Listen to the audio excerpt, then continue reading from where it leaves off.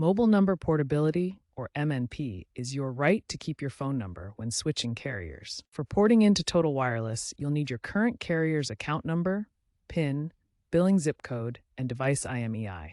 Submit this online, through the app, or in store. For porting out from Total Wireless, the new carrier handles the initiation. Total Wireless must release your number within 24 hours once verified. To prevent fraud, Total Wireless uses two-factor authentication and may require biometric verification. They charge no fees for porting. A common issue is incorrect information, so always double-check details. While porting out is generally straightforward, porting in can sometimes face delays.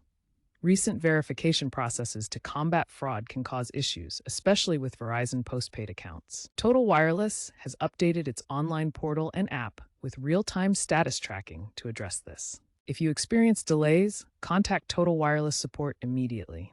Keep an eye out for SMS updates regarding your port request. Also, be aware of potential scams. Always monitor port requests and enable account alerts. According to recent data, Total Wireless boasts a 95% port-in success rate, exceeding the industry average. eSIM technology is also increasingly used for quicker, virtual ports.